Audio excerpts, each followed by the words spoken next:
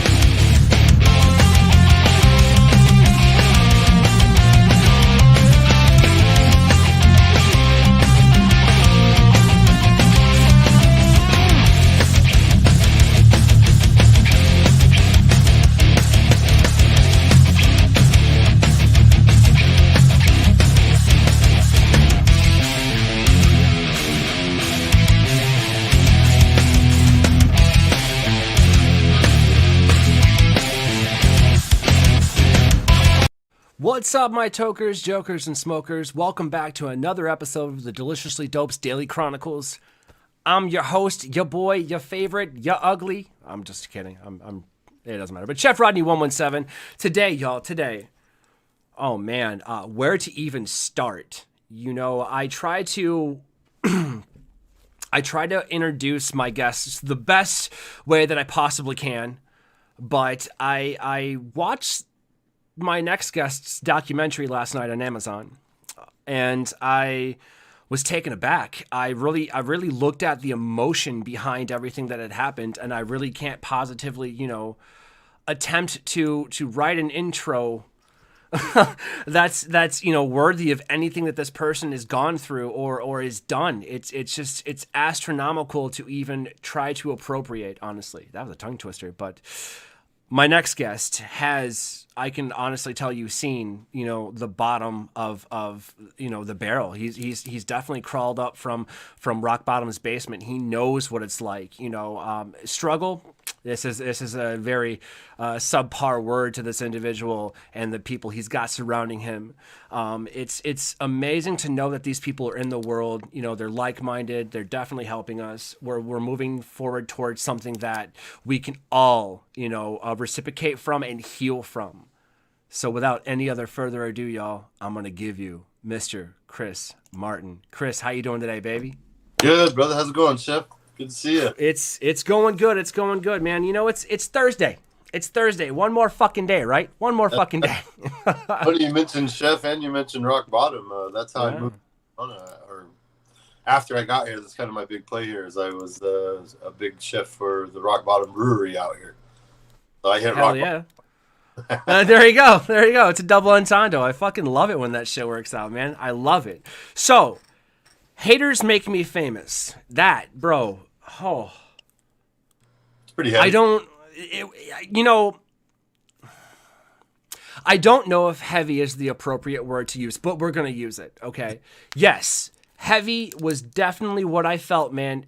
Real was the word that I want to go to. Something that was just gripping. There wasn't a second during that podcast that I wasn't entertained, and I'm just watching it, and it's like, holy shit. I remember the playground, man.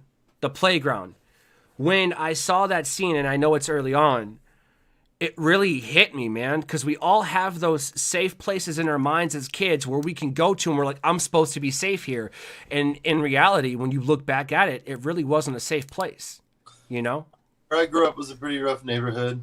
People think, they hear Kansas and they think farmland and cows and all this other good stuff. And yeah, that's out west, but we're also centrally located in the middle of the country. So every gang, drug, weapon, anything runs right through the middle of where I grew up. So it was a rough childhood growing up there on top of having family issues. And I definitely saw a rougher childhood than most. Oh, yeah. And, touching off of that, so seeing a rougher childhood than most, would it be safe to assume that you know what it's like, to go through these things psychologically? You kind of know what it's like. So having that rough childhood, do you think that that's kind of put you in a position where you're helping people Absolutely. Without someone reaching a hand out to me, it's not like I levitated out over water and did anything impossible. I had help. I had someone standing beside me or believing in what we do, and at every turn of the corner. If you notice in the doco, the gentleman David Alvarado, that's a Casa worker from 26 years ago. So along the road, I did have help, and I think it was those types of people helping me that taught me that decency and taught me that courtesy, things that normally you get from a mom or a dad. I was just lucky enough that I paid attention, and I don't think having heart or soul or I don't think that's taught. I think that's something you're born with. I think that's a gift that you're given from God, and I felt like the story had really nothing to do with me. Once I started writing it and getting the doco out there and getting just the message of the case, it really had nothing to do with me. I knew I was going to be okay. I'd say 4 years into the story. I was going to be okay. But then I knew that I couldn't let it be in vain. I couldn't just walk away saying, no big deal, we made it, move on. I really felt like there was a bigger purpose, and that started with county jail. I wrote the book that turned into a movie, laying on the floor of county jail, fighting my case. I thought I was going to get life, and you don't want your kids to think bad about you, and that's all the media does, is make you out to be a gang member because of my motorcycle club affiliation. And they just really try to beat you up to where you lose the case in the media before you even get to court. So I felt like this was my way to fight that, at least to my kids, at least to my legacy, and let people know that I wasn't a drug dealing biker piece of shit. I was really trying to make medicine and help people feel better. Right. And to go back on what you were saying earlier, Anthony Bourdain felt that, and I want to touch on this. He felt that skills could be taught, but character was something that you had to learn, differently. And it's exactly what you're saying. It's to the point to where growing up is going to happen regardlessly, but it's all about how you grow up. That's important. It's kind of like how it happens. And, I think it's interesting, yes, wanted to pay for it. Absolutely. I think it's interesting that most chefs can kind of relate to that, or most people that come from, I would say, and I don't mean any offense when I say this, but broken homes, whether you're still in that home or you've been kicked out or you escaped or something, you always find a way to food. That's what it is, man. That's what it is, because you're able to take these ingredients from life, put them in a pot, you know what I'm saying? And then boom, it turns out amazing, or it blows up in your face. We're willing to take the risk. Well, and I don't know how old you are, but back when I was starting out cooking, that was the only jobs a felon for pot could get. Yeah. Where else could I go? Job? Nobody was going to hire me to do anything else. And it just so happened that because I hung out with Dave, his parents owned a restaurant in Kansas City when I was a kid, I grew up really liking it and was really good at it. Some people draw pictures and write songs, and I just happened to be really good with food, and it fit. It worked out, and it actually kept me alive. Those jobs, even though I slept on a park bench, also put food in my belly. It's insane. There's been a few nights, myself personally, where I've slept on a park bench, but it wasn't for any. I had a home. I was just an alcoholic. That's what it was, bud. No, by no means saying if you want to drink and you can drink responsibly and you're good at it, have a drink. I'll buy you a drink. You know what I'm saying? That's fine. It's just not for me. That's where it's at. And I had a problem with it, and I don't anymore. But, I woke up on those park benches because I would drink and take myself away from people. We won't talk about, the booger sugar that may or may not have led me there. But, that's not my life anymore. That the disdain that I had back then, that's where it belongs back then. You know what I'm saying? That's where I definitely wanted to stay. Yeah, I mean, it's mentioning broken families. That's where they most of them start, is the alcohol. I mean, that's kind of the story in my case. Drunk parents and step parents and more step parents, and next thing you know, it's just abuse city, and you don't want to stay there as a kid. So alcohol, in my opinion, back then wasn't a good thing. Period. So turning to pot was easy.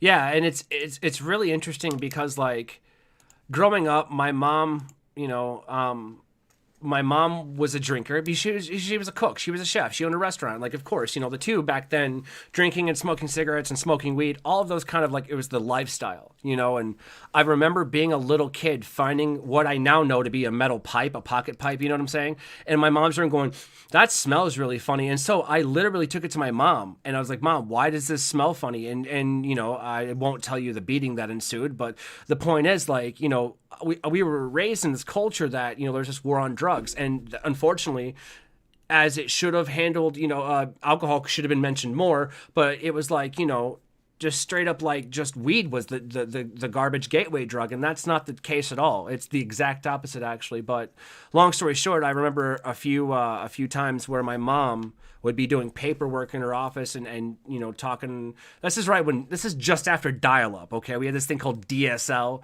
and she would talk to people around the world in these chat groups because she worked in the kitchen, dude. She only had this small group of friends, and so some of her friends would get on and this and that and the other to just get hammered all night and then wake up and do it again, and I remember my bedroom wasn't too far and I could just hear her drunkenly like just yelling at these people. And I'm like, you're yelling at a person in like fucking Pakistan. They don't care what you're saying. Right. You know what I mean? They're just trying to scam you out of your money or whatever. And so like, I never understood it. And it's interesting because like throughout the years, like my mom just kind of distanced herself. She knew that like, I don't want my son to basically turn into me. So I'm just going to like kind of pull that emotion away. The problem is you can't do that with a growing kid. You can't do that because I'm going to want to be just like you. I'm your fucking son, man. Like you owe me something, and that's the thing. My mom and I never really seen eye to eye ever. And it wasn't until she passed away a few years ago that I was like, you know what? I'm doing this for her because it would piss her off.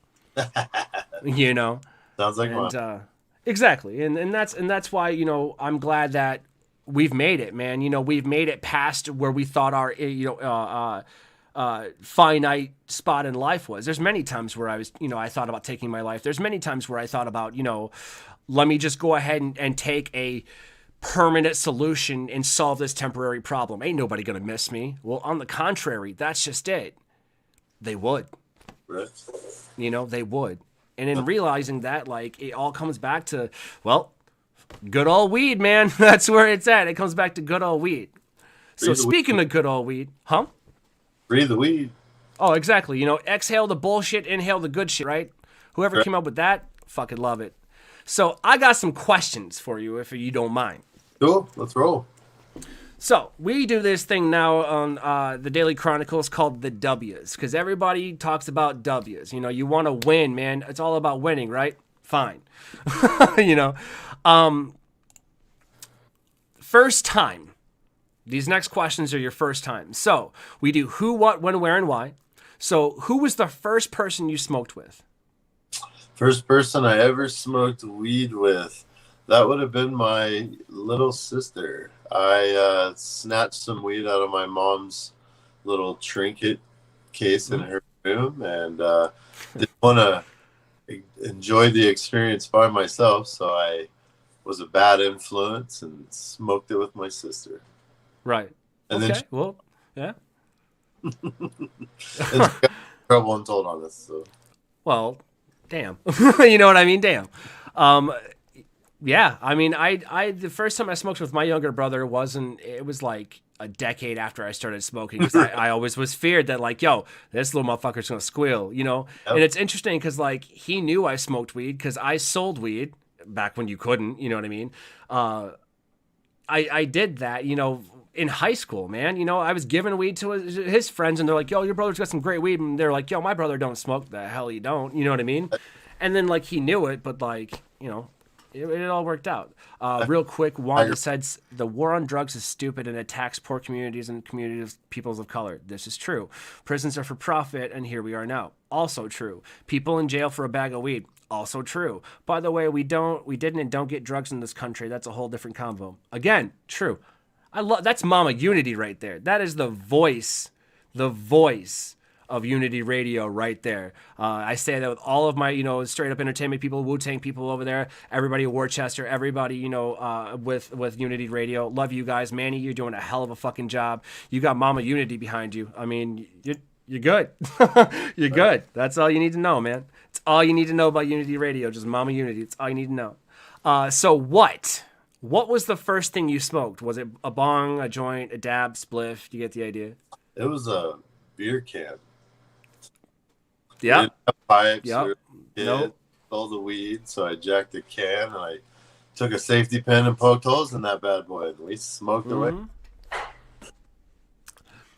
Yeah, my first ever was a joint, and then I moved on to the pop can thing because we love pop cans, man. Because you could just boom, boom, boom, and then there goes the evidence. You know what I mean? Right. I don't condone littering and don't do that now, but at the same time, thank you, Mama Unity. Or smoking. You just ditch the evidence. What up? Or smoking aluminum. Oh yeah, that's terrible. Don't do that. Don't do that. It's just not good for you. So when was your first time smoking a left-handed cigarette? Oh man, I was 6th grade. Oh, that's young. I was like 13. Yeah, I remember. Well, my parents were hippies. Yeah. Really, my mom never wore shoes. My dad grew it in the basement and hung it in the attic. I remember the first time I made the connection and was like, oh wait, that's what I smoke. So I tried to play it cool with them, and I was more afraid of Kansas than I was my parents. Okay. I felt like Kansas was going to throw the book at me no matter what it did to me. So as soon as I turned 18, I ran to Arizona thinking, farther west, they're going to be way more cool about it, and 3 months in prison for a joint. Horseshit. But that's a whole different conversation.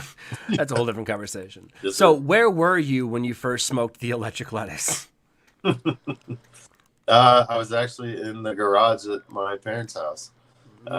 Jacked it from the room. They were gone. Grabbed the beer, went outside, poked holes, slammed the beer first. There you go. And then smoked. There you go. So yeah, it was all one experience in one day, and I got my ass tore open for it when my mom got home. Oh no. So this next question kind of ties that all together. Why did you do it? It was in my blood. It was meant to be. If it wasn't before, it is after. You feel me? Like literally. Forever. But that's a good thing. I mean, it's interesting. Like, okay, so right there, let's take the stigma on the war on drugs out of it. Let's say that you were, educated and nobody really cared about weed. Do you think that your first experience would have been the same? Probably not. I'm not sure. That's a good question. I feel like, my house has changed that stigma already because of our raid. My kids were thrown into the front spotlight of the drug war. So now they're so immune to it. Like none of them want to smoke. That's not like it's even, they don't have an interest in it. They see it as that's dad's Crohn's medicine. That's what keeps them from getting sick. I have 2 kids that work in the industry with us and they don't even use it. So, that's because I raised them different. My parents were to hide it. Don't let them touch it, even though we know it's there. So yeah, I think the experience would have been totally different. Like, my son now uses edibles. He's 15 and he has to. Otherwise they won't put him on psych meds because the PTSD from the raid. So hell no, you eat some CBD, eat some CBG. There you go. Here. Yeah. We're going to CBN. Yeah. Absolutely. All day long. Yeah. Well better than what? Lithium or all their bullshit. They boosterin and all that other shit. So, I think, I would have to say it probably would have been a little bit different. And that's good. At least now we have the ability to change the narrative and change the perspective. You know what I'm saying? So stuff like that. What's up, Nick? How you doing, baby? Right? You want to normalize it. Yeah. I coach absolutely. Football team. I wear my hoodies to the practice and games every weekend. I had a couple parents ask me if I felt like, are you being offensive or do you feel like it's wrong for the kids to see it? And I looked at it and said, how is it any more wrong than that Budweiser shirt you're wearing with the NASCAR on it? Exactly. Normal and kills 500,000 people a year. Yep. This keeps me alive and has for 8 years, and I want people to recognize that. So while I felt like I shut her down, she still went to the league and tried to raise a stink about it, but it needs to be normalized. You know. Oh, 100%. I want it to be so socially acceptable, and I'm out here advocating as well, that, you know, if I drink, let's say you go out to a patio party at a restaurant, okay, and they're drinking wine, doing shots, the whole nine, they're hammered, they're falling over, they're puking, the whole nine.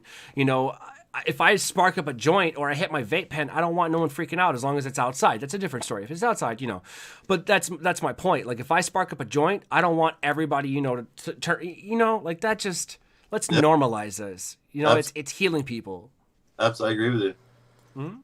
You know, it's interesting because it's just what, you know, Mama Unity just said.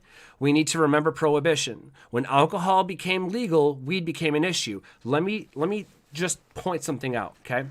I want you guys, anybody who's reading this or listening in right now, to Google the words return to normalcy, okay? This is just after the Spanish flu, just after the war.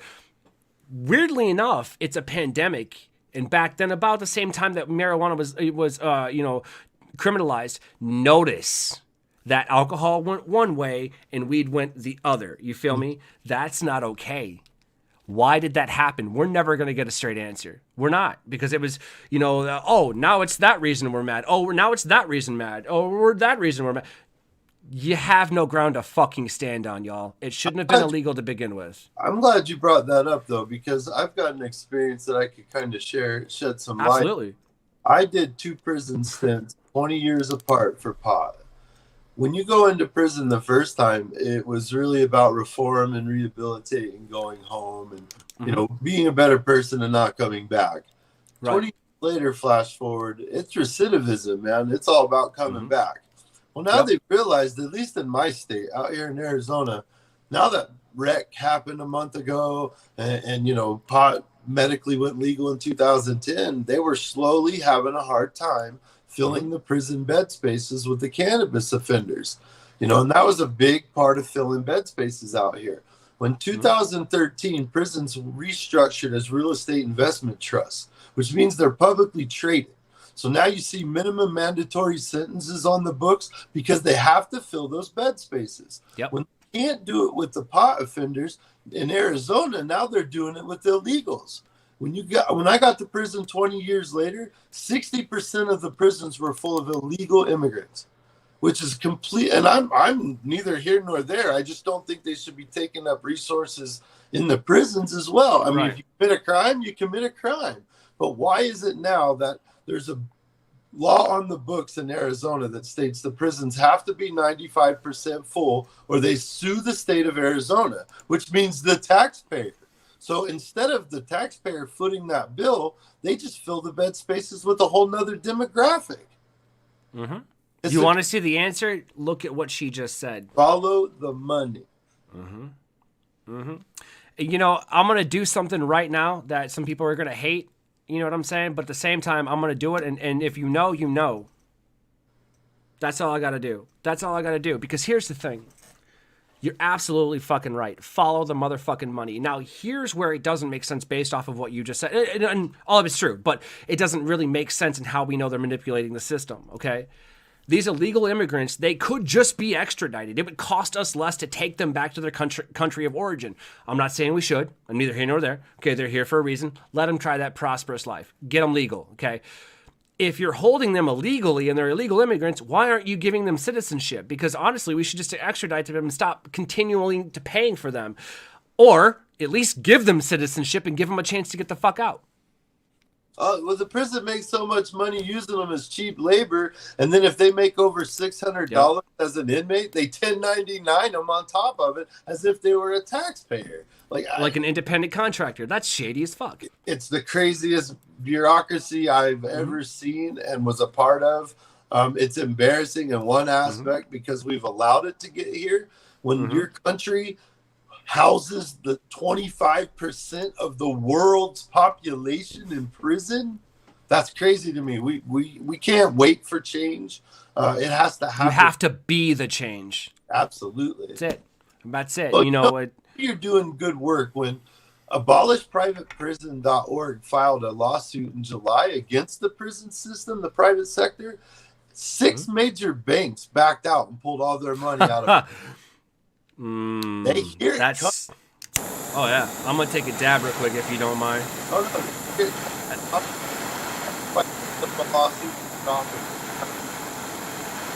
I just and here's the thing, like I have some friends that work here for MDOC, which is the Michigan Department of Corrections, and they are great at their jobs, but they agree with us. You feel me? No, yeah, it's a business. When I went to prison 20 years ago, it was about taking classes and getting a job and yourself, learning how to function in the real world.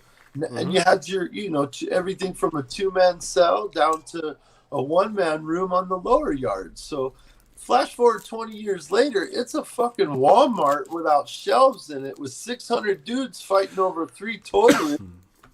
And no reform, no classes, more fights and dope than you've ever seen. It's like, wait a minute, they want you coming back. They could care less. It's not about leaving and doing better. Than that whole prison model doesn't work. No, because here's the thing. There's no okay. So correct me if I've never been to prison, so I'm speculating, but I've got very good friends who have. Okay. Inside, you can get an education and you can work towards that, and that I fucking think is great. Okay, I would like to take that idea and I want to parallel it with how Norway does their prison system. Their prisoners, that's about reform. They're allowed to come and go. They understand they got to do certain things and stuff like that. You understand? Their turnover rate, there is no recidivism because they really work on rehabilitation. Whereas here in the United States, it's fucking backwards, and we're worried about profit off of residual income off of each person, and they're in jail for a joint. You know what I'm saying? What the actual thing you know what I mean? To realize here, like I can't speak on every state, right? But Arizona, in specific, like you can get an education. That's part of their plan, of their ploy of telling you how to rehabilitate you. But let's get serious. You have to be in prison for a minimum of 1 year to even sign up for your GED, and that could be another year wait. I have a friend that's doing 25 years. He gets out in 2.5. It took him 22 years to get his college degree because the prison fought him on getting his books, fought him on getting his materials from the college. They would deny entry on half that stuff. So he needed to do 25 years in prison just to complete the degree through the prison. So it's not like these guys are coming out scholars. Right. A lot of times they're getting degrees and jobs like water fishery. Okay, you can go home and build a fishing pole now. I mean, for real, let's give these guys a trade, a job, something that they're really going to learn. Like skilled labor. Yeah. Arizona, we've got fire crew. They get to go out and work on the fire department. But when they come back in, that's it. They don't get to, or when they come home, they can't be a firefighter. They don't have anything to do with it. I think that there's some definite reform there that needs to happen. I'm all aboard with that. And I think that by doing what we're both doing, collectively, we can help reach out to that and whatnot. You feel me? I'm really excited for that. Wanda just pointed out, Mama Unity, just pointed out it's $100,000 a year per prisoner. That makes sense. And if that number, real talk, that's more than a lot of people that I know make a year. And that's not okay. That money, that has nothing to do with that. That's what people they're profiting off of prisoners and what it costs to keep them incarcerated. You know what I'm saying? That's all what it's about. It's capitalism with human lives, man. It's literally slavery in the modern day. Not to go against anybody of my I want to say urban demographic and all of my colored friends and stuff. But the fact of the matter is, it's happening right now too, even more so to the colored people in America, man. The profiling is not okay. It's absolutely not. It's like, what the actual shit? Real talk, I've been pulled over, okay, and as soon as they saw that I have tattoos and stuff, they're like, "Can you step out of the car?" Why? Why? I'm not even, what am I doing wrong? Oh, I'm driving home at 2:00 in the morning, not swerving. I'm honestly driving home to get stoned. You know what I mean? Like, or going home to get hammered. Like, I'm not in car, what's going on? But because you're tattooed up, they're like, I don't know, man. They see the lip ring and they're like, I don't know. You look, no drink. You look like you're up to no good. My whole What case. the fuck does that mean? My whole case was built on the fact I rode in a motorcycle club. So That's, that right there, gang enhanced everything. I was an STG member. Once I went to DOC, I was on a 3-yard or higher. Shit. Even on probation, I wasn't allowed to get off probation early because I'm STG'd as a security threat group. I couldn't get a passport. I couldn't travel. I mean, you name it, all because of that perception that, oh, look, we're gonna tag him as this, because not because of necessarily what is true or real, but because that classification they're gonna put on me when I go to prison allows them for more of that funding money. They need to securely house me. They need to transport me with more guns and more people because I'm more dangerous. And yeah, I mean, it's just a classification that they're going to use to make more money off of. Oh, absolutely. Absolutely. That's exactly, Mama Unity. Slavery, it is. Vanity plates for the car are over $100 and cost less than one to produce in the jails. Absolutely. That's my point. And, I don't know about you, but I'm done making the sandwiches just to get paid crumb-wise. You feel me? When the person who doesn't know how to make the fucking sandwich was like, I'll pay you this much to make my sandwich and sell it under my name. All right, cool. That sounds great. Then I do it and realize, holy shit. Nah, that's why a lot of chefs and cooks become restaurant owners, because they finally get to the point where like, yo, I'm slaving away for like $10. Oh, hell no. Oh, hell no. You know what I mean? That's my point. So it's all about like, we're breaking these barriers, man. Enough is enough. You feel me? We've been through some shit. If the you more so than me, but if the prison model's working, they wouldn't be building more. That's all. Correct. If the model worked, then we'd all be getting better. We'd all be going home. They wouldn't need to build more prisons. It's obvious it's broken. Do you know how they teach it to police officers? Like before you even hit the academy? Because you got to go through like. So the first thing they teach you, it's like criminology 101. Okay. Because I was going to become a cop. I was like, fuck it. I get to carry a gun, Thank God I didn't do that. But the point is, like, I went to college for it, and then I switched majors, and like we all do, right? I was like, fuck being a cook. I'm done with it, The first thing they teach you is the prison system as a funnel. They're like, yeah, we got to sometimes move it up and move it down, and it all makes sense. And I'm like, no, it doesn't. It's interesting because it gives you a little bit of the history, in Britain with fucking bobbies or the police, where they came from, all that. And then the next page tells you, yeah, if they're not white or, just white, if they're not white, they're probably doing something wrong. Or they'll show you a picture, no bullshit, of like the exact same picture, and it's the exact same car, like sitting at a stoplight. All they did was just replace the person in the seat. That's all they did. The exact same picture. One was a white guy. It had like a ball cap on, just a white guy, and the other one was a black guy. And that was the only difference. And did you know that over 80% of that class picked the black guy? Wow. I was one of a few people. And the other person was a black woman. I love her. I forget her name. If she said it, if somebody said it, I could figure it out, but it's been years since I've seen her. She was fucking great. Daniela. No, that was her name. Daniela. Sorry. She said the white guy, because it's easier for them to conceal crime. She goes, you don't know. The black guy could just be driving to church. You don't know. He could be, this, and that, and the other. You don't know. We're not given enough information. And it's funny because her and I got pulled out into the hallway. They're like, that's great, but from now on, keep that opinion to yourself and don't interrupt class. And we're like, the fuck? The culture issue there. Exactly. So we're like, so I looked at her, and that's how we became friends. We were known as like the people that are like, no, that's not right. Long story short, we got asked to leave the class because we didn't believe in racism. That's exactly what it was. Bye. And here's how they got away with it. I'm not going to say the institution, okay? But the schooling institution made us agree to sign this waiver that they would basically not charge us for that class, still give us the credit if we didn't sue them. Oh. Blackmail. I mean, at that, well, yeah, but I didn't know it was blackmail at the time. Yeah. Because they're like, we have an attorney present to make sure. I was like, okay, do I need one? They're like, nope, we provided one. And I didn't know. Oh, I fucking didn't know. Wow. You know, goddamn well I would have won that too. But that's neither here nor there.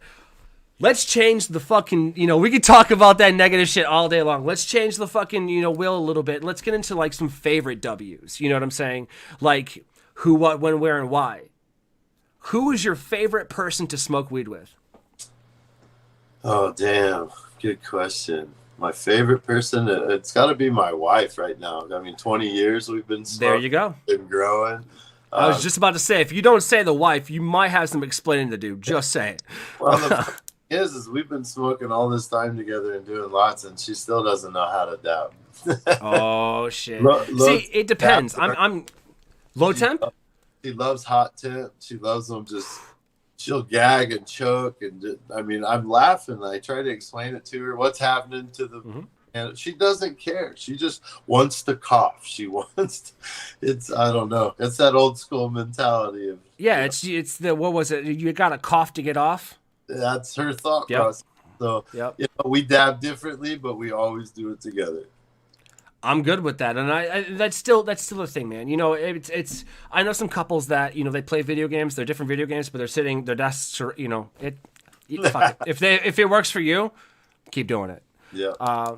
What is your favorite way to consume? I think you just said dabbing. Yeah, I'm a concentrate guy. I love RSO. I'm a Crohn's guy, so I'm sick a lot. RSO is the only thing keep me out of the hospital and on 2 feet. We'll have a conversation after the show about Rick Simpson. That's a damn good Canadian right there. Good Canadian.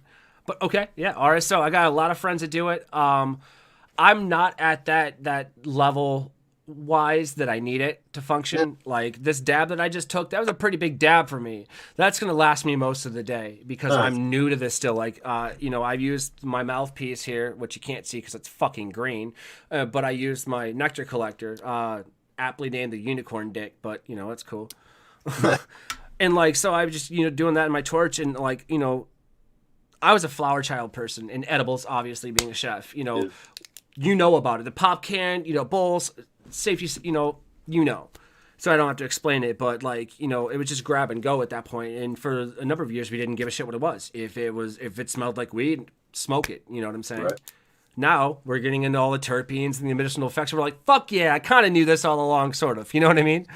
And yeah, man. I mean, so I kind of get that, but at the same time, and I do enjoy dabbing, but I really got to take it easy because it's like you start coughing and you're like, okay, is this COVID or what is this? And it's all new to you. You know what I mean? You're like, I really don't want, I want to be able to do dabs. And I will tell you this. I've cut down on my flower consumption more, you understand? And I can breathe a little bit better. But I'm only in week maybe 2 of this, you know what I'm saying? I was told that once you get past that first month, you feel different and you'll never go back to flower again. I was like, but I don't want to ruin that. Yeah. You know what I mean? So we'll get I gotta agree. It's not our intake. Okay. Now I have heard that pressing your own rosin is a new thing. I've been doing it for years. That's one of the reasons Zonka blew up in Arizona was our rosin production that we put out. We have fun with it. We grow a couple good lineages here, and I've had them in my family a while, so we just exploit them. We put out some of the best products we can with it, and we've got some real professionals doing it.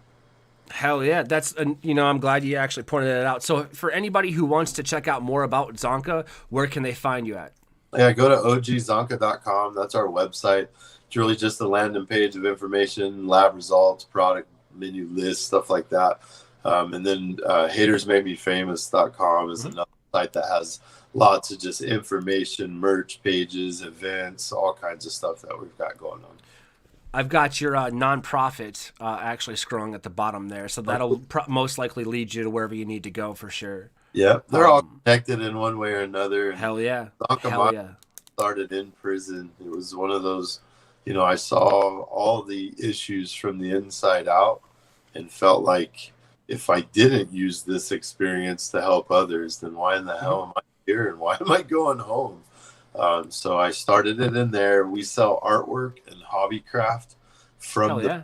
prison and put the money on the books for the inmates. So we also do a letter writing campaign where we write every lifer that's doing time for pot right now, try to get them, you know, knowing that people didn't forget about it. Done so much. You're kind of lost in there. So we're hoping the commutations will keep coming and the clemency, and we won't have to write as many letters each month. I mean, I would absolutely, you know, take my name and my information down after the show. You know, let me get somebody. I don't like it when, if anybody out there is in a very mentally derelict place, let me know. Reach out to me. You know, I'll make time for you. That's my point. If I don't know there's a problem, we can't fix it. You know what I'm saying? So, and Chris, you clearly the same fucking way, man. It's a chef thing. That's the chef in us. You know, we're like, yo, if you're like, chef, I need 5, you know, let's go right now, or, you know, we'll get to it. But we didn't, you know, sometimes we forget and we're pieces of shit, don't get me wrong, but we try to make up for it, you know. And I think it's a little bit different because the generations before us that taught us were more of like, yes, man, we're like, cool, I'll give you a 10-cent raise instead of a 25-cent raise. You know what I mean? Like they'll barter. We're just like, fuck it. If you're going to bust your ass for 25 cents more, you got it. Yeah. Go. You know, that's my point. And so like that kind of leads me into like the next question, sort of. In my mind, it did. Plus, I just wanted to get to it. Sorry. Because I really this is the question that I was really like, I want to know this. When do you enjoy smoking? Like the morning or the evening? Man, I don't stop smoking. That's what I wanted to know. That's what I wanted to know. Pocket. I got a vape around my neck. Like my favorite's probably that first one in the morning when I get up, get rolling, and probably that last one before I crawl up the stairs to bed. See, it's funny because like back when I started, you know, doing dabs, like I smoked joint after joint after joint. Like it was crazy, like all day, you know, and that's just that's how it was. And then so we got to a point to where like I couldn't smoke anything or do anything before like noon, or else I'd have a really bad panic attack and like it was just too much too soon. But I've noticed that like, yo, sometimes at 8 o'clock in the morning I could hit like a small sip on a dab and I'm all right. Yep. So I started doing that, and you know, fuck, it works. It works. But so, you know, actually, absolutely, 24/7, man. You know, if I could smoke in my sleep, I probably would. You know, I probably would. Where is your current like favorite place to smoke? I hike a lot. I love to get up. I climb up North Mountain down here, which is one of the bigger mountains you can climb, but it's close to residential, so easy to get to. Man, that 6:30, 7 o'clock in the morning, watching the sun come up, and find your zen, find your quiet place, review the day, week, month before, take inventory, see what we got to do to get better, and you know, I really just kind of balance myself out at that point. It really helps me focus, and it's awful pretty up there, man. I'm from, we don't have shit like that there. Yeah, I mean, it's interesting because a lot of what you said is on point for being a chef and can be summed up as everything in its place, commonly known in the kitchen as mise en place. Exactly. And that's if you think mise en place and then apply that to what you just said, the two walk hand in hand. Yeah. You know, it's interesting. So this kind of ties up the favorites. Why do you smoke weed? You know, for me, it's a lifestyle. It's not really, I mean, it's turning more as I get older into medical, really, because of just all the issues that you start to come across as you get a little older. But it's a lifestyle. Like, same reason I juice it in the morning, the same reason I cook with it at night, the same reason. It's implemented into my lifestyle. You know, I wear it. It's not really a choice or a reason. It's just who I am. It's my family knows that about us too. You know, it's like we're coming to town, we're gonna visit. We have our own little smoking area set up. Everybody already knows. He's probably bringing butter. He's probably gonna cook. Gonna get us all fucked up. It's really just a lifestyle for me. I think I was born to do this, and I feel like it was my story. You feel like you belong, yeah. Yeah, finally. Yeah, absolutely. Exactly. You're like, this just makes sense to me. I get it. And all of our lives as chefs, we've always kind of preached farm to table. And what better farm to fucking table than Right. anything hemp, cannabis, marijuana, however you just come on. You know what I'm saying? Like it's amazing. It's amazing. It seriously, it is. I'm right there with you, buddy. Like, it's like, holy shit. Like, all right, this isn't that bad. Like, fuck. All right, cool. And that's why we're able to reach back and help people. Be like, listen, what you're thinking right now is a temporary or a permanent solution to a temporary fucking problem. I hate to use the cliche saying, but bro, guys, it gets better. It does. You just got to get through the bullshit. That's the problem. Bullshit's always going to be there, but if you become used to it, you're going to know about it and be able to plan around it. That's just it. Now, speaking, before we talk about, planning a little bit here with life and being, a lifestyle and things like that, I want to know some crazy, crazy shit. You feel me? So these crazy W's are our next segment. Now, let's cover the who, what, when, where, and why of this, because this shit's where it gets juicy. It gets comical. It's funny. Now that we look at it in retrospect, It's funny. Yep. Who was the first time, who was with you the first time you just got way too high? Oh, shoot. Man, that's a tough question. It is. It's a good one. I'd say the first time I remember just being over the top was, I probably shouldn't even repeat it, but we were at band practice in the basement of a friend of mine's. I was a freshman, and they were passing around the sneaky tote during practice, and I hit it. And within, I don't know, about 30 minutes, I was seeing colors. And guess we had it was a little bit some stuff that I didn't know was in there. So, and it wasn't only weed, but I was lit. I remember the jokes afterwards. But so it wasn't all weed. That's the first time I remember being messed up, and it was band practice. So. That actually kind of answers the next question. What put you over the edge? I don't think that experience would have been the same if it wasn't laced. Oh no, and we didn't. I didn't even know about it until a couple of days later after I was normal. And they came back, they shared, they laughed. I was like, not cool, not cool, not cool. What was it, like angel dust or something? Yeah, that's what I got a hold of those loaded cannons too by accident, not knowing, because they don't fucking tell you. You know what I'm saying? And it's just like, I'm at a bar. I thought I was high with these guys. Jesus. Oh man. Well, hopefully, you guys talked about it and everything's cool now. I don't want to. The guys are some of my best friends today. All right. Kids. Dumb kids. They kind of owed it to you, but like, listen, my bad. My bad, homie. We all hit it. It wasn't just me. Oh man, that's crazy. So you said it was freshman year, so that answers the next question. When was this? Freshman year high school. That's crazy, man. Freshman year, hitting some angel dust, just. Well, it helped me because I never wanted to do hard drugs. I never.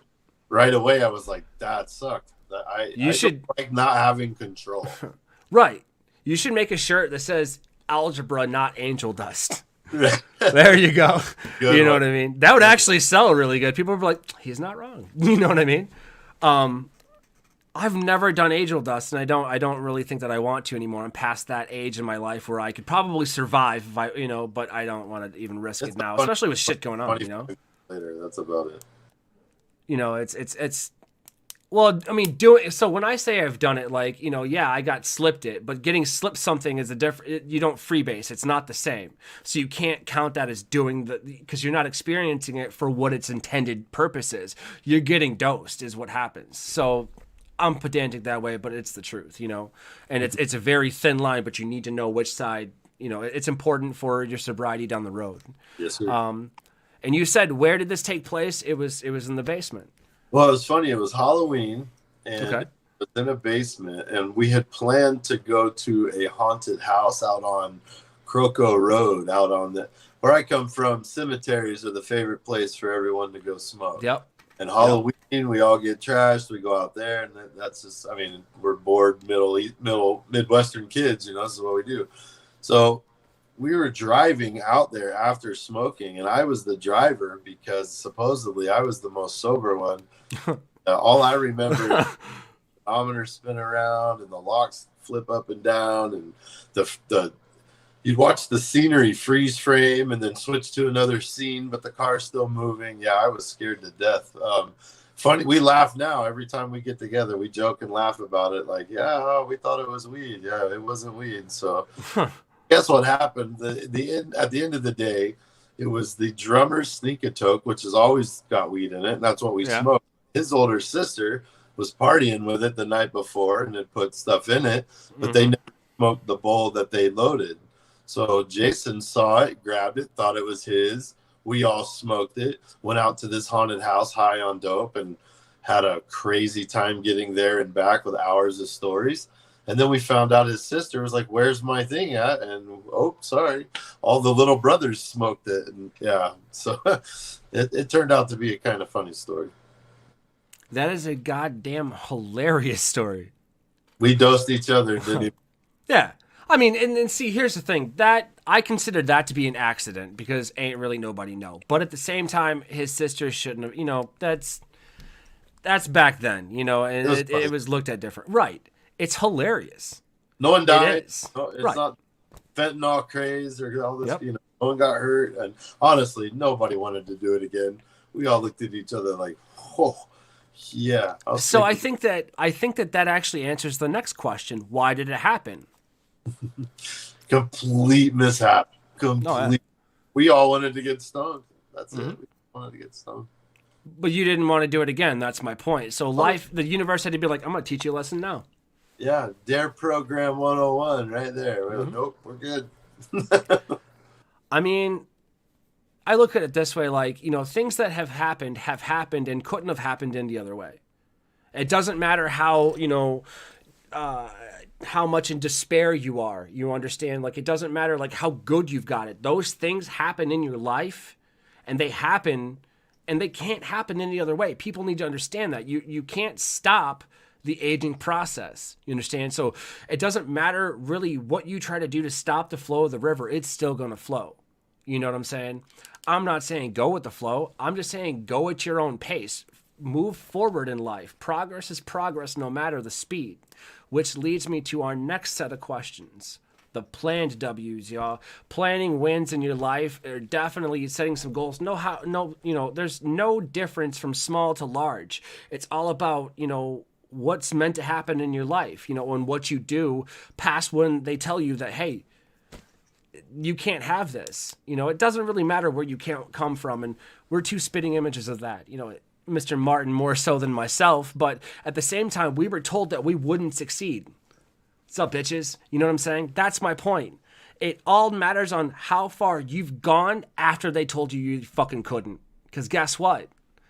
That shows character right there. You understand? And that's where the plan W's comes into play. We can tell you right now that, set some goals and just achieve those goals because it feels fucking good. You know what I mean? And that's the point and purpose, y'all, behind plan W's. So, who, what, when, why? Who, what, when, where, and why? Sorry, I'll, take that one again. Who do you wish you could smoke with, dead or alive? Dead. I think I know the answer to this one too, by the way. Man, not to get all sappy, but I'd like to smoke my old man. Okay. My dad passed away my first year in prison. Sorry, buddy. And because of political views and affiliations, our relationship wasn't what it should have been. I was in one motorcycle club and he was in another. And they weren't politically friendly with aligned, right? So we had to make a decision to not be around and chat with each other out of security. So when I went to prison, he had a heart attack. We never really got to chat, and we definitely never smoked or did anything like that. So the sappy side tells me it would be somebody like my dad. And that's a perfect answer, man. To be honest with you, I did go kind of sappy with your answer in my head after watching you doc. I thought it would have been Coach. I was going to say Coach, but I don't know if he would have smoked. He probably would have made me run. Listen, honorable mention either way. You know what I'm saying? Smoke that joint. Be like, you know what? For you, old man, I'll take that mile. You know what I'm saying? Yeah. That would have been a good one, too, especially the part where he died from cancer. It would have been nice to show him what we all know now and have an alternative offered to him back in 1993. Absolutely. And it's, here's the thing. What's really going to, fuck people up with this is the fact that, we had the technology back then. They had Marinol. You understand? Which means they could have done it. So it was just a profit margin for them, y'all. And that's what it is. Follow the money, but we're not going to let Coach go down in vain. You feel me? Like that's why we're doing what we're doing. Again, Mr. Martin more so than myself, but hey, I'm here and I ain't going nowhere. You feel me? So what would you smoke with them? What would you smoke with the old man? Would you do a joint? Would you do a dab? Like, what would you do? Oh, definitely flower. My dad's from Virginia, where I was born, out in the cornfields, like farmland. It's very woods out there, very hillbilly. Ain't really much going on. Moonshine and growing weed. So honestly, if you've ever seen the movie Moonshiners, my dad sounded just like Tim. He's Culpeper, Virginia, about 8 miles from where I was born. So I grew up most of my life in Michigan, but a good chunk of my life I lived in a little town called McKenzie, Tennessee. And that's in the middle of fucking nowhere. Unfortunately, a lot of heavier drugs have hit the town, but that town's got, 17 different churches. It had 3 when I left, years ago. So it's like, it's frowned upon there, but it's every time it's that Southern hospitality. You'd be like, all right, it's cool. Well, whatever we're going to do, we're going to take it out back. That's what it is. I always remember going out back, and it's, you ask your parents, hey, where can I play? They're out back. You know what I mean? Fuck, that's the answer for everything. Just do it. You know what I mean? And I can see I could see your old man going, that's all right. Out back. You know what I mean? I see it. He'd go clip it off the vine. Yeah. Hell yeah. So when would this take place? Would you like it to, like, if you could do it right now as the person you are right now or the person you were, when in your life would it take place? Man, that's a tough question. I probably would choose it to be earlier, so that way we would maybe a longer, better relationship with a better outcome. Okay. But I think doing it now would be awesome just because, you kind of get to see where I've come and how much I really am like him in a lot of ways that he didn't really get to know. So that's a tough question. I'm good with both answers though, because that it makes, well, hang on, because mentally you compartmentalize as all of us older chefs do. That's what a mise en place is. It's not just having the ingredients for the recipe. No, it's knowing how to do it, when to do it, why to do it, how to do it, where it's going. Okay. Right. That right there is compartmentalization, and we can do it quick as fucking shit because that's how we're wired. Because most of us, also had a cocaine problem because I had, hours expected of me to do this, to do that, to do this, to do that, and you're only paying me this much. Well, I only got this much body, so I had to make up for it. I remember there was literally, and no bullshit, I'm not gonna throw anybody under the bus here except for myself, but there was a day where I couldn't get anyone to cover the other shifts, and I was the chef, so I had to work 3 days straight in a row. I got to sleep 3 or 4 hours after that, between each shift, and that you can't do that.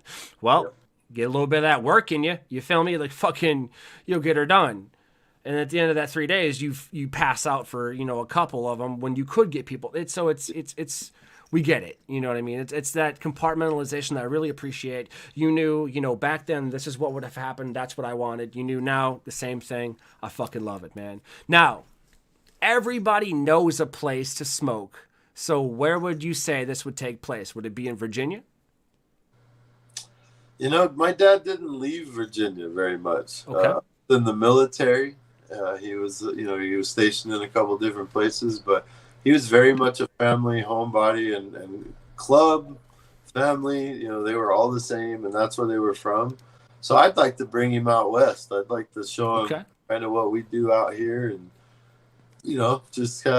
I've been out there. I saw where I came from. I saw how he lived and what life was like for him, and I just never got to do the reciprocal. So I'd probably bring him out here. All right.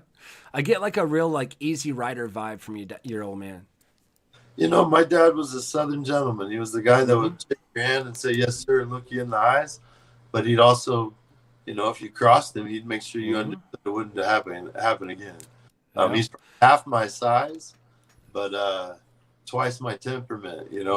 He was the man of the house and had no problem making sure who needed to know knew. But he was very respectful, very yes sir, yes ma'am, is, someone I aspired to be quite a bit, someone I wanted to emulate as a kid. And it shows. It shows in your drive for what you're doing. It shows in how you're doing it, man. It really does. You look back, you're sharing this story, okay? You're sharing the story that it has so much depth to it, and it shows, what you came from and how you overcame, those obstacles and all of the stuff, man. It's fucking gripping, okay? And for you to sit here and still say, yeah, but I'm doing this for him. Dude, kudos to you. I can fucking relate to that shit because my mom and I weren't close fucking ever. But at the end of the day, when we lost her in 2018, nothing else made sense to me except for doing what she asked me to do. And that was to write a book. And that was to step away from the kitchen, to bring attention to these things. And that's just it.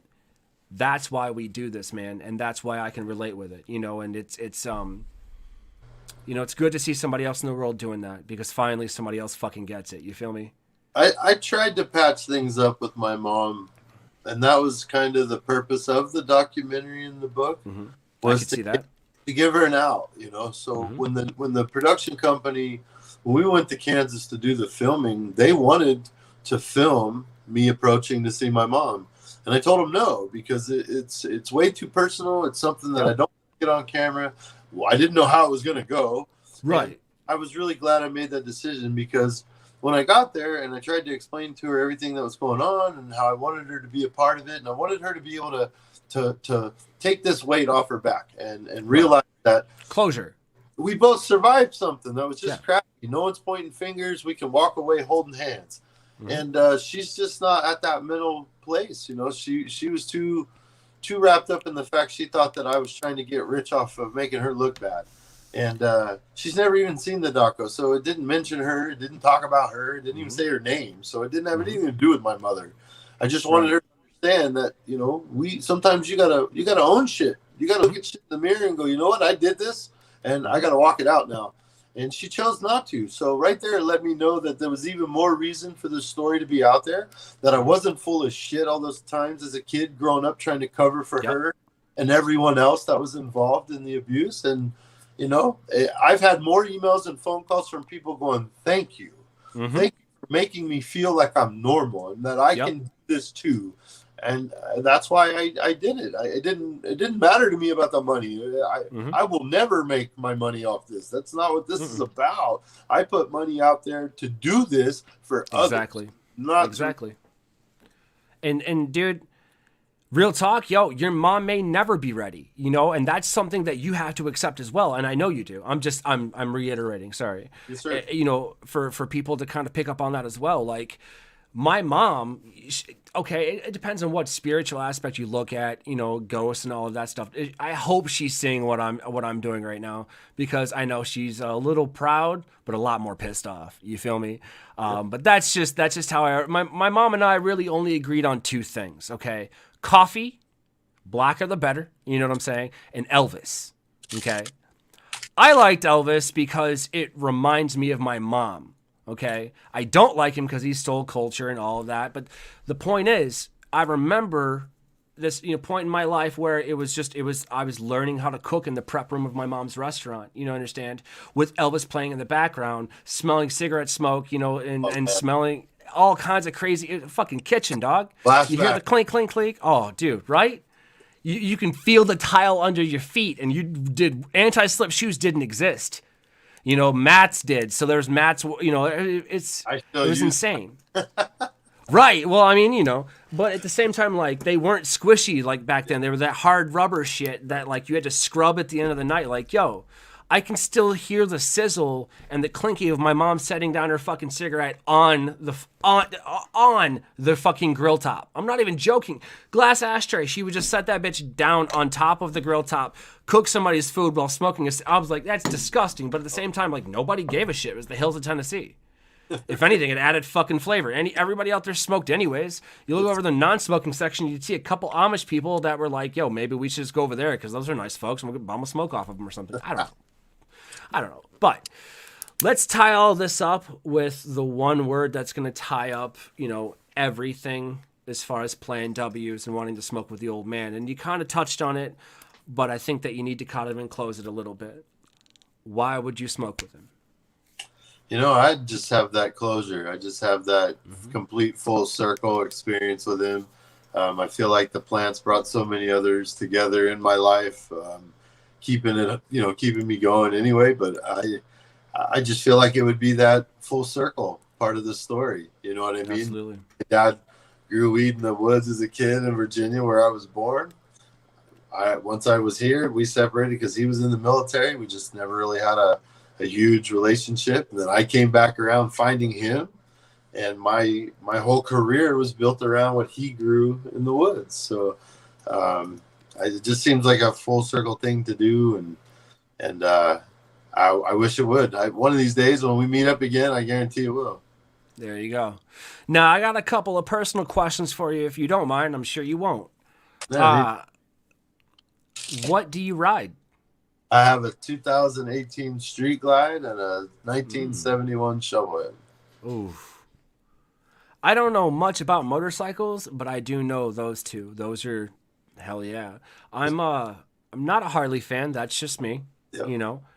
My favorite bike. I don't have an endorsement. Nothing. I can get all that. I would love to ride. I don't. We'll get there. My dad loved it. He has a nice Harley now. That's his thing. My brother loved it. Dirt bikes the whole night. I rode some dirt bikes. So it really wasn't. I was more of a four wheels person. You know what I'm saying? Yep. I was like, that's great, but this Cadillac though. You know what I mean? I'm a cruiser. That's what it is. I want my favorite bike, black on black of all time, is a 2007 Victory Vegas. Oh, yeah. That is just, that bike aesthetically pleases me, right. And then you hear that it's like, it's not a race bike, that's got some speed, but if you want to learn how to ride, ride it, cruise.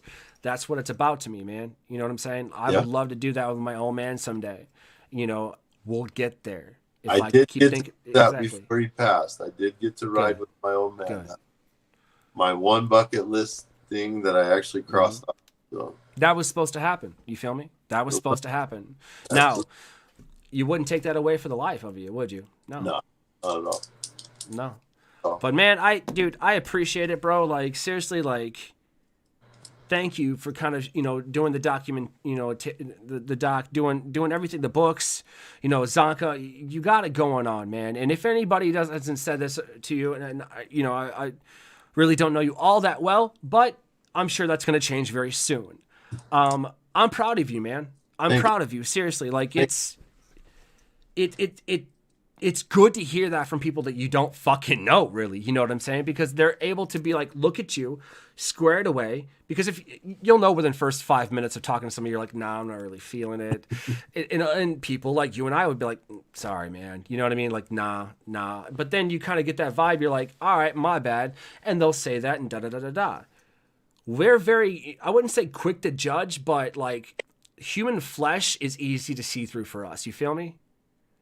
And we see that. And like when you see someone real and you watch, you can't just watch the documentary, on Amazon, Haters, Make Me Famous. Watch that and go ahead and tell me that it was faked.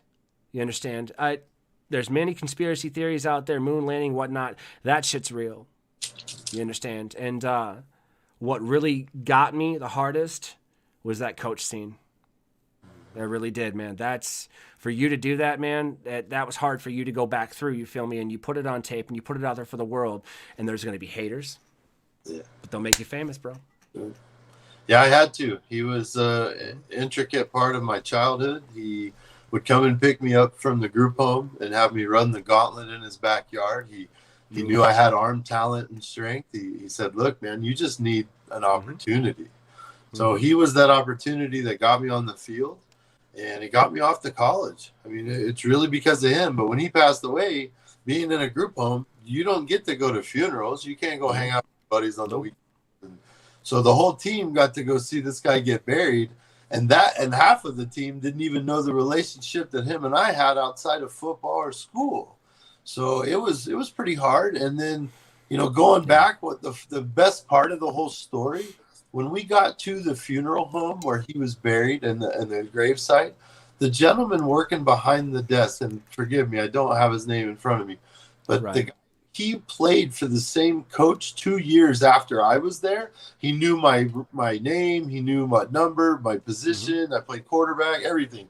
When I told him what I was doing for the documentary, that guy personally hand walked me out to the site and was crying with me. He was literally like, man, just to hear the story of how Coach touched you, listen to my story. And he told me how Coach would bring food boxes to his house because his mom had like a bunch of kids and, you know, and just made sure he was at football on time. And it's guys like that that make sure guys like me have a future and an opportunity. And man, if I didn't go back and say thank you, I don't think I could have lived with myself. Exactly. You know, and I think that the layout of the document, you know, was brilliant. You know, when you sit down, the whole raid scene, like it was good. And I'm extremely judgmental when it comes to like, you know, anything cinema, anything in front of me, you know, and I do that because now I'm a content creator. So you're kind of like, that's great, that's good, I see what you did, and all of it works. Dude, phenomenal. Like seriously, 5 out of 5 there, you know. Yeah. It was really fucking good. Like it was just, I'm not trying to give too much away because I want people to watch it. Like, oh, he just explained the whole thing. You know, I didn't though. There's so much more to it. But that another gripping moment was back at the beginning when the clip that we used for the promo, when you're sitting at the table with your family, that fucking makes it worth it, homie. Yeah, we wanted to start it off good and happy. I had a couple of goals with the documentary. And it wasn't to blame anyone like my mom or the police. And I didn't want it to be a poor me video. You know, Right. Times that it's like, wow, I fucked up. But no one takes accountability. You know, and I didn't want to be that guy. I rode in a club. Yeah, I grew weed, absolutely. But I also had licenses to do it all. And I followed what they told me to do. Right. It'd be different if I'm slinging 200 pounds out of my back door to high school kids. I get it. You know, you those charges.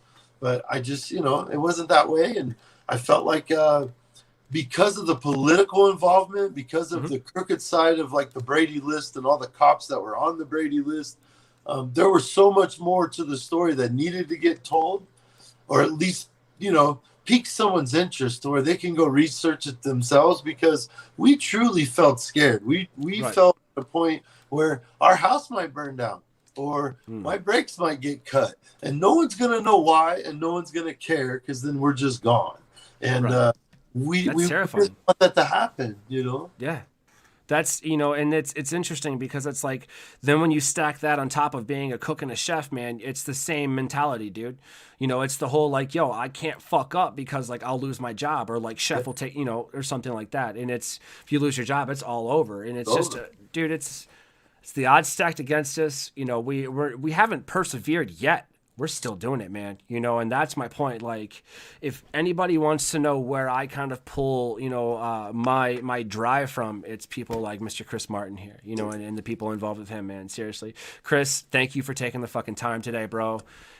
It's always, I'm sure we're going to connect more. We're going to see more of each other. That's apparent, man. You know, us like-minded individuals got to stay together, bro. And yo, real quick, you guys check out Convicted Creations, man. Convicted Creations on YouTube. That shit right there. That shit, your boy might have to go to Arizona. That's all I'm saying. I'm not a convict, but trust me, like I was raised a cook. It's the same shit. Okay. It's just a different walls for the prison, really, is what it is. But check that shit out. I watched a couple episodes of it. Fucking absolutely love it, guys. Chris, thank you for so much for doing the show today. Where can people find you? Man, you can go all over social media, Facebook, Instagram, all that under Haters Make Me Famous, Zonka Bars or OG Zonka, Hempful Farms, the ChrisMartinStore.com. We've got so much content out there.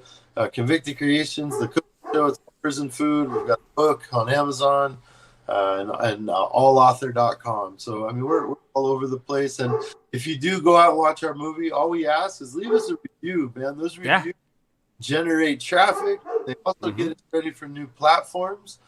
We've had some other platform, I wouldn't say bigger, but other platforms that have reached out, and it's all because of reviews. It's all because of what people say about what they saw. Absolutely, guys. Absolutely. And apparently Jake wants me to tell you guys that today's his birthday. So happy birthday, Jake. Yeah, he's so angry right now. It is what it is. But dude, again, thank you. You guys go check out my boy. Haters Make Me Famous. You know, Convict Creations, man. There's nothing. Zonka, like this guy's got it all. But my Tokers, Jokers, and Smokers, I will catch you guys Tuesday with a very special guest on Tuesday. Make sure you guys check out Deliciously Dope TV on YouTube. Yo, we're on Facebook, Instagram. We're coming to everything here soon. But myself, Chef Rodney 117, we'll see you guys then. Cheers. Check the mic and make sure it sound right, boys.